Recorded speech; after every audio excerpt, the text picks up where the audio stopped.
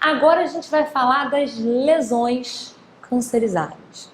Então a mais importante delas, porque é a mais comum, é a leucoplasia, né? Então a leucoplasia, fala, você quer falar alguma coisa? Fala.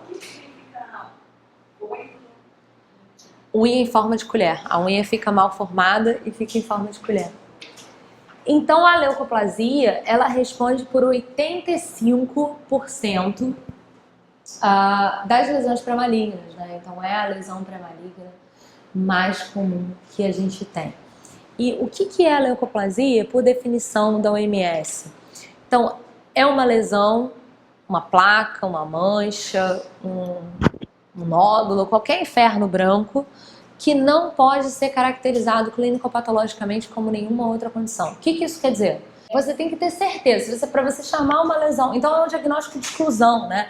Para eu dizer que uma lesão branca é leucoplasia, eu tenho que ter certeza de que não é líquen plano, não é candidíase, não é ceratose friccional, não é leucoedema. Então eu tenho que excluir todas as outras possibilidades brancas para eu dizer que aquilo ali é uma leucoplasia, né? Então é um diagnóstico de exclusão. Então normalmente a gente vai ver que a leucoplasia ela costuma acontecer mais em fumantes, né? Normalmente homens, por volta dos 40 anos. E a leucoplasia, como a gente já tinha comentado, ela tem um potencial de transformação maligna baixo, né? Que é de 4%. Então, não é comum que ela se transforme em câncer. Na maior parte das vezes, ela vai morrer ali junto com o paciente como uma leucoplasia. E normalmente as leucoplasias elas acontecem em áreas onde a gente também não tem muita incidência de câncer, né?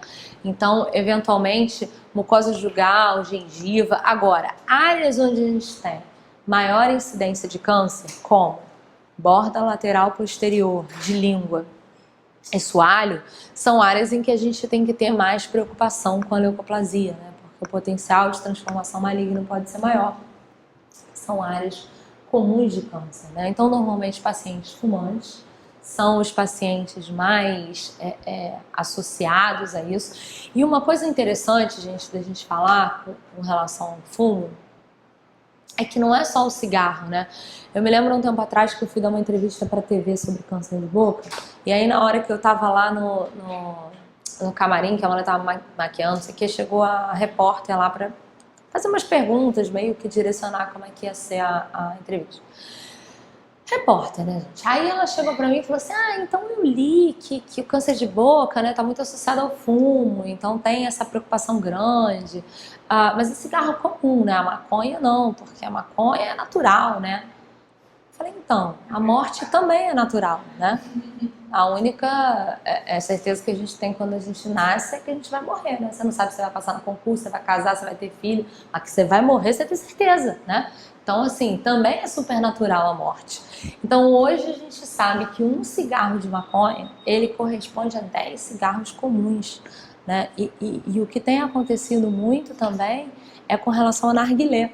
Então já tem vários relatos de câncer de boca associado ao narguilé, que está meio na modinha, né? Então tem relação com calor, tem relação com carvão, com o que é colocado ali junto da essência do narguilé, né? Então tudo isso aí pode causar câncer de boca, não é só cigarro normal. Então, eu tenho um amigo, que é aquela história do amor e sexo, né? Eu tenho um amigo que ele... Não, tem mais componentes químicos? Tem? Quem? Cigarro comum. Não no Brasil. Porque se você pegar maconha hoje, minha filha, até pó de mármore para vender mais. Tem asfalto ali dentro. Você acha que é maconha? Se você faz em casa...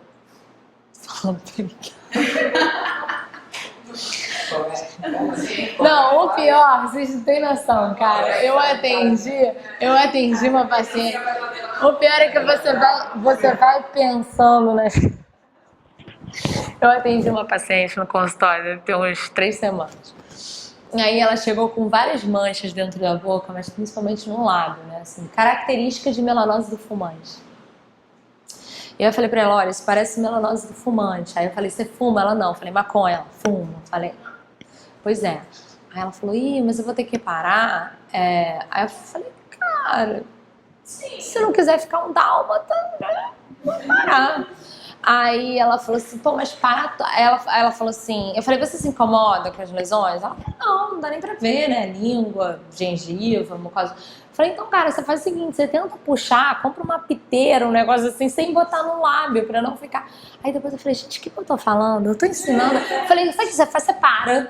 Aí eu me toquei no que eu tava falando, né? Tipo, arrumando um jeito dela não colocar o negócio no lábio, maluco. Aí eu falei assim, pelo amor de Deus, não fala pra ninguém. Eu falei, que um vão achar que eu tô te estimulando, dois, que eu entendo, né? O pior é isso. Bom, então, o problema também é esse, é um monte de coisa que é misturado ali, junto com a maconha, né?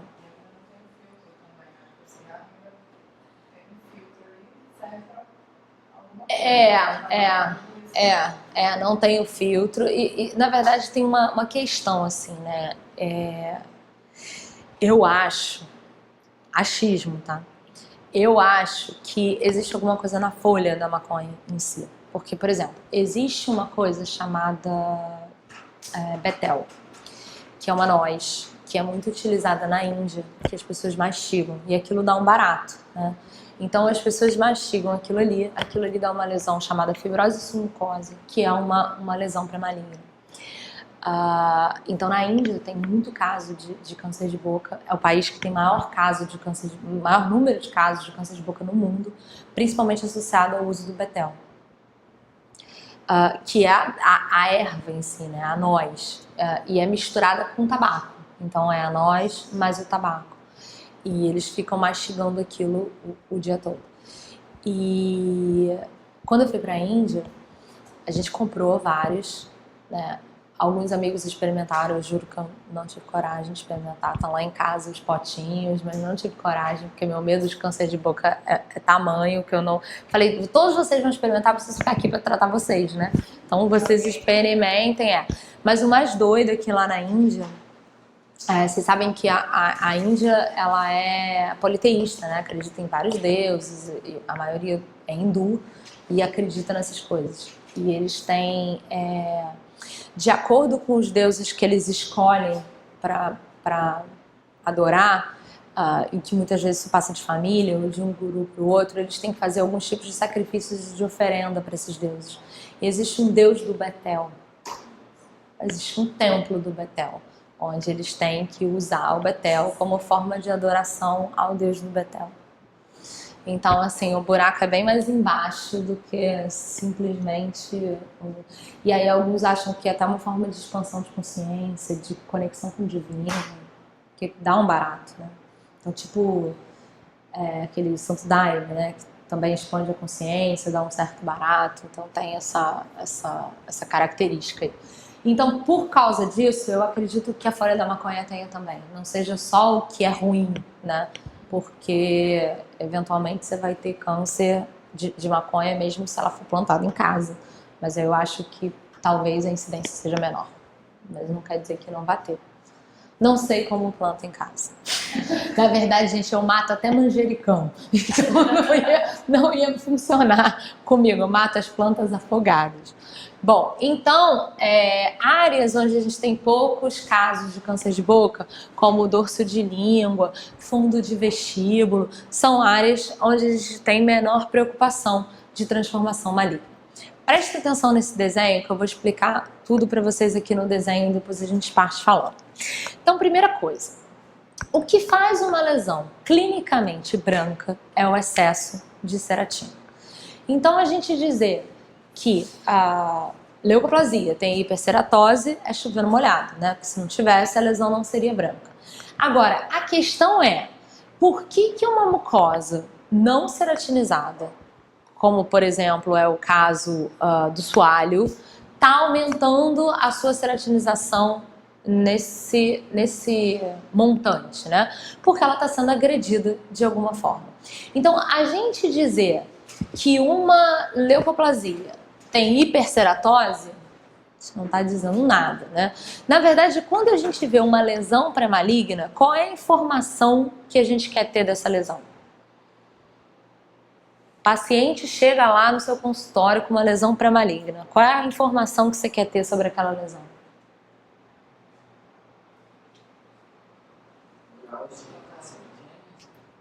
a chance daquilo ali se transformar numa lesão maligna, né? Essa informação que você quer ter a respeito de qualquer lesão pré-maligna. E aí a gente vai procurar isso aí procurando displasia, ou seja, a gente vai saber a chance de transformação maligna e determinar o nosso tratamento de acordo com a presença e o grau de displasia. O que é displasia? Então a gente chama de displásica a célula maligna. Então quando a primeira célula passa para o lado negro da força, a gente chama ela de célula displásica, o que não quer dizer que a gente vai ter um câncer, né? Porque o sistema imunológico reconhece aquela célula displásica como estranha, vai lá e mata aquela célula e a gente não tem necessariamente um câncer. Então, primeiro, a gente sabe que o câncer é um distúrbio proliferativo. A gente sabe que a maior parte das neoplasias malignas que a gente tem em boca são carcinomas, não é isso? Qual é a única parte do epitélio que prolifera? Onde eu posso ter um distúrbio proliferativo? E aí, gente? Amanhã vai passar no Globo Repórter como vive, o que é e o que faz o epitélio. Prestem atenção. O epitélio vive da seguinte forma: a única parte do epitélio que prolifera é a camada basal. Então a célula da camada basal dá origem a uma célula filha, que ela joga para cima da célula mãe. Passa um tempinho, ela dá origem a uma outra célula filha que empurra a irmã mais velha para cima. E assim as células vão subindo o epitélio como se fosse uma escada rolante sendo empurradas pelas irmãs mais novas. À medida que elas vão subindo, elas vão fazendo o quê? Se diferenciando. Então aqui elas vão começando a secretar grânulos de cerato e hialina, engordar, até chegar aqui em cima e conseguir desempenhar a sua função, produzir ceratina. Esse é o dia a dia do epitélio. Então o que vai acontecer quando o meu epitélio sofrer transformação maligna? A minha primeira célula displásica vai aparecer onde? Aqui, na camada basal. Então,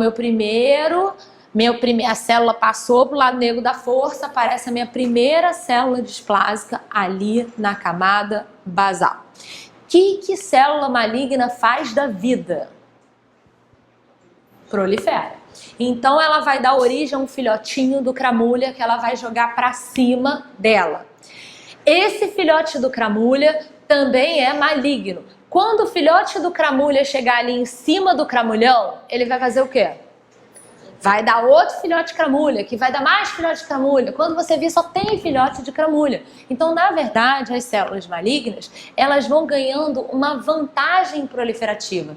Enquanto a célula benigna está ali engordando, pegando o sol, fazendo vitamina D, a célula maligna está fazendo o quê? Filho, né? Enquanto a célula benigna está indo para a escola, se formar, para fazer concurso para aeronáutica, a outra está fazendo filho para botar no sinal, para jogar bolinha. Então é isso que vai acontecer. À medida que a minha displasia vai aumentando, o número de células malignas vai aumentando e elas vão subindo, né? Então, quando a minha primeira célula maligna aparece aqui, a tendência é o organismo entender aquilo como estranho e trazer inflamação para tentar destruir aquilo ali. Só que, à medida que a minha displasia vai aumentando, vejam que o número de células malignas vai aumentando e elas vão fazendo o quê? Subindo. Ou seja, o número de células vai ficando cada vez mais numeroso e mais distante da minha inflamação. Ou seja, vai ficando mais difícil o meu sistema imunológico conseguir parar aquele ataque do lado negro da força, né? Então a coisa vai subindo e a gente vai tendo então uma dificuldade para o sistema imunológico. Quando a minha primeira célula maligna chegar aqui no cume, a célula maligna chegou aqui no cume, o que ela vai fazer? Ela vai produzir ceratina? Não, ela vai fazer o quê? Então, na verdade, a gente sabe que à medida que a minha displasia aumenta, o que acontece com a minha ceratinização? Diminui. O que acontece com a minha inflamação? Aumenta. Então vocês acham que as minhas lesões vão deixando de ser brancas e vão ficando que cores? Vermelhas, né? Então, à medida que a minha displasia sobe, a minha lesão vai deixando de ser branca e vai ficando cada vez mais vermelha, porque as células não conseguem produzir ceratina e atraem muito mais inflamação. Quando a minha célula maligna primeira, campeã, chegar aqui no cume, o que ela vai fazer no cume? A célula que no cume prolifera, ela vai pegar e vai proliferar. E ela proliferaria até formar o Monte Everest, né? Só que acontece o seguinte, da onde vem o nutriente do epitélio? Do conjuntivo. Então ela não pode sair proliferando loucamente, que ela vai morrer, ela não é burra. Então ela prolifera até o limite que ela consegue, onde ela ainda pega nutriente, oxigênio. Daquele ponto, ela só tem uma chance de sobreviver, que é qual? Mergulhar em direção ao conjuntivo, que é o câncer propriamente dito. Então o câncer vai ter sempre a área ulcerada e aquela borda elevada, que é a área de mergulho das células. Elas foram até onde elas conseguiam, dali a única chance delas sobreviverem é irem em direção ao conjuntivo. E aí é que é o problema, elas chegam num vaso e vão à distância por metástase, né? Então é assim que a gente tem a progressão dos nossos carcinomas. Então vejam que lesões vermelhas trazem muito mais complicação, trazem muito mais preocupação pra gente do que lesões brancas, né? Então, entenderam, gente, isso aí? Então a gente vai ver aqui que a gente tem graus distintos de leucoplasia. Então, primeiro, a leucoplasia delgada ou leucoplasia branda, ela é aquela que não tem displasia, ou seja, é uma lesão 100% benigna. Qual é a chance dessa lesão se transformar em câncer? Zero, nenhuma. Que cor vocês acham que é essa lesão? Branca. Não há dúvidas de que é uma lesão branca. Aqui eu já começo a ter uma displasia branda, então a minha chance de transformação maligna já vai aí de 1 a 7%, né? Então já tenho mais chance de transformação, mas ainda é uma lesão branca. Olhem para cá que vocês vão entender bem o que acontece. Aqui é a displasia leve. Então vejam, a minha displasia está só na camada basal, eu tenho pouco infiltrado inflamatório e ainda muita ceratina. Que cor é essa lesão clinicamente? Branca. Não há dúvidas de que essa é uma lesão branca. Aqui na displasia moderada, quase metade do meu epitélio está alterado. Já tenho muito mais inflamação. Olha a minha capa de ceratina.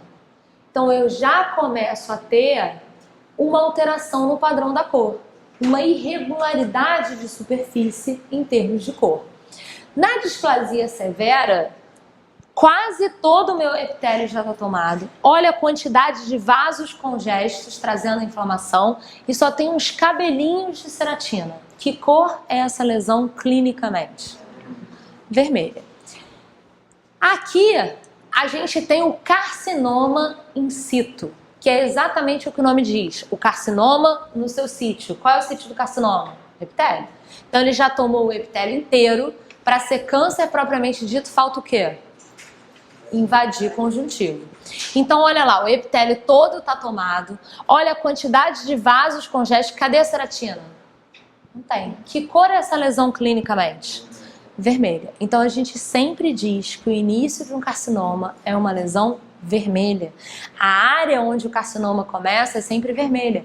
No máximo, uma lesão branco e vermelha. A área que está começando a invadir é vermelha, mas ainda tem áreas brancas, né? Mas sempre a área que começa o carcinoma é uma área vermelha. Então é muito comum na leucoplasia a gente encontrar tanto para quanto ortoceratina. Leucoplasia verruciforme. Esse é um termo importante, né? É a leucoplasia com cara de verruga. São lesões exofíticas.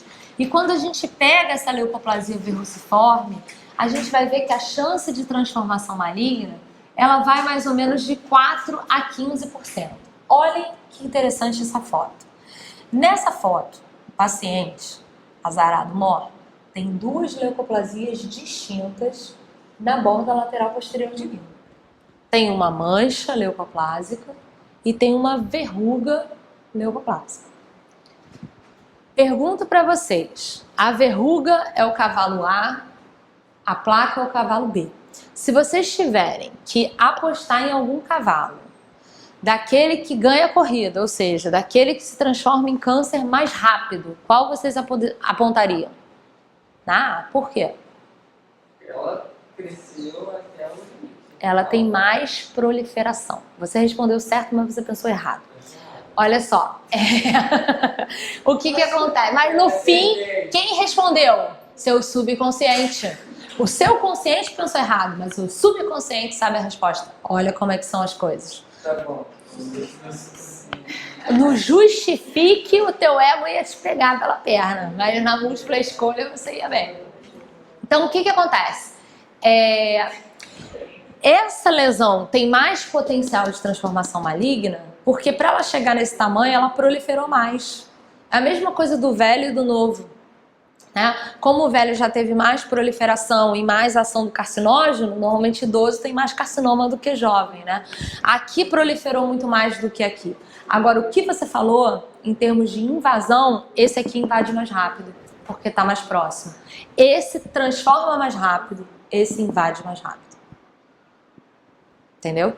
Então, assim, quanto mais proliferação, maior a chance de transformação maligna. Bom, então uma coisa que cai muito aí em concurso é com relação ao azul de toluidina. Por quê? Vamos voltar aqui. Vamos voltar aqui para a gente pensar numa coisa. Então a gente já sabe que uma coisa que aumenta o risco de transformação maligna é o alto número de quê? Uma coisa que aumenta a chance de transformação maligna é o alto número de quê da célula? Proliferação. Multiplicação. Beleza. Então vamos lá. Para eu saber se alguma dessas leucoplasias tem displasia, eu tenho que fazer o quê? Aí eu vou fazer biópsia. Cortei um pedaço, suturei, aproximei para cicatrizar para reparar por primeira intenção. Tô pegando aquelas células que estão me mostrando que estão com problema proliferativo, porque senão não tava branco assim, e tô mandando elas fazerem o quê? Proliferar.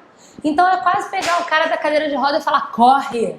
O cara não consegue andar, você quer que ele corra. Então a leucoplasia, na verdade, ela te deixa numa situação entre a cruz e a espada. Né? Você precisa fazer biópsia para saber se tem displasia, mas ao mesmo tempo você não quer mexer na lesão, porque você não quer que ela prolifere mais do que ela já proliferaria sozinha, né? Aí faz o quê? Faz o quê? Gente, a cara de vocês está desesperadora. Faz o quê? Vai na cartomante e pergunta se vai ter transformação maligna? Então, gente, prestem atenção. O azul de toluidina, ele entra aí. O azul de toluidina, ele é um corante que tem afinidade por ácido nucleico. Então, quando a gente tem muita proliferação, a gente tem muito ácido nucleico, o toluidina marca, né? Então, o que a gente faz? Olha lá, tem a lesão branca, a gente coloca lá o azul de toluidina.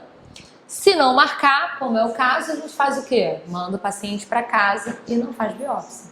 A gente faz biópsia no local que marcou, quando marcou, né? Então, problemas de toluidina. Superfície ulcerada sempre cora, o que não é uma limitação, né? Porque se está ulcerado, a gente já vai pensar em câncer, não vai pensar em lesão pré-maligna. E dorso de língua, por causa das bactérias, sempre cora, né? Mas dorso de língua não é uma área onde a gente tem muito câncer. Então aqui, essa lesão é uma lesão muito interessante, porque é uma lesão onde, se não houvesse o teste de toluidina, eu certamente faria biópsia no local errado, né? Porque a tendência é a gente fazer biópsia na área que é mais fácil da gente remover e suturar, né? E aí, se a gente fizesse uma biópsia aqui, a gente não pegaria a displasia, né? Porque ali não tem. E aí o paciente evoluiria eventualmente para uma transformação maligna, simplesmente porque a gente biopsiou a área errada. Aí vem o cirurgião e fala assim, então por que não tira tudo? Por que não tira tudo? Por que não tira tudo?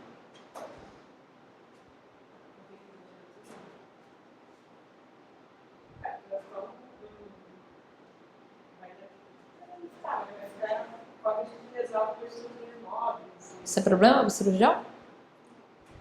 O cirurgião, a paciente sim, né? Não, mas essa lesão é pequena, por que não tira tudo? Não, não tá especificar. Tira tudo, não tira até aquela marca de segurança, A gente não tá falando de câncer, a gente tá falando de lesão pré-maligna. Por que não tira tudo, gente? Para comparar se teve alguma evolução, se evoluiu para... Gente, vocês responderam. Por que se eu não posso fazer biópsia, como é que eu posso tirar tudo? Tem confirmação se é ou Não, gente, preste atenção. O soalho está com problema para replicar. Se eu tirar tudo e suturar, eu tô mandando o soalho fazer o quê? Pelo mesmo motivo da biópsia. Se eu evito fazer biópsia, eu vou tirar tudo? Cancerização de campo. Lembra? Quem me garante?